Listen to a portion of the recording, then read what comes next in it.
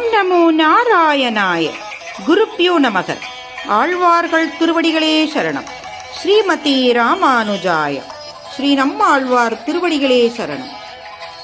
திருவாய்மொழியின் முதற்பத்தின் 2வது பதிகத்தின் 8வது பாசுரத்தை காண்போம். முக்கரணங்கள் ஆகிய உள்ளம், உரை, செயல் நம்முள் ஏன் படைத்தான் என்பதை உணர்ந்து மற்றவற்றை விடுத்து இறைவனிடமே நாம் ஒடுங்க வேண்டும், சேர வேண்டும் என்று கூறுகின்றார்.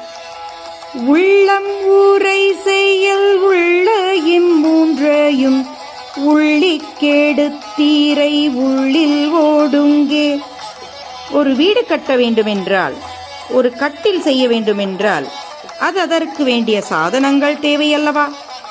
அதுபோல பகவானை அடைவதற்கு வேண்டிய சாதனங்களை ஜீவாத்மாவாகிய நம்முள் படைக்கும் போதே இந்த முக்கரணங்கள் என்று சொல்லப்படும் உள்ளம், உரை, செயல், அதாவது மனம், மொழி, மெய் என்ற இம்மூன்றையும் பொருத்தி அனுப்பியதின் காரணத்தை உள்ளி என்றால் அறிந்து கொண்டு, கெடுத்து என்றால் மற்ற விஷயங்களிலிருந்து திருப்பி பகவானிடமே நாம் நம் எண்ணங்களை செலுத்த வேண்டும் என்கின்றார்.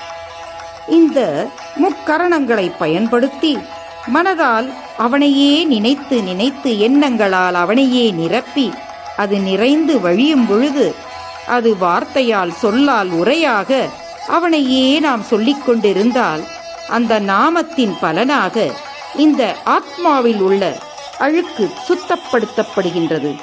பிறகு இந்த மெய்யால் அவனுக்கே கைங்கரியம் செய்து கொண்டிருந்தால் பின் செய்ய செய்ய அவனுக்கு பிரியமான பாகவதர்கள், பக்தர்கள் அவர்களுக்கும் கைங்கரியங்களை செய்ய வேண்டும்.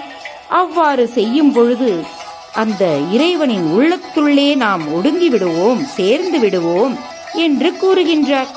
ஆகையால் வாருங்கள், நாமும் இம்முக்கரணங்களை துரிதமாக பயன்படுத்தி நாம் காலம் தாழ்த்தாமல் அவனை அடைவோமாக. இன்னும் சிந்திப்போமாக. ஓம் நமோ பகவதே வாசுதேவாய.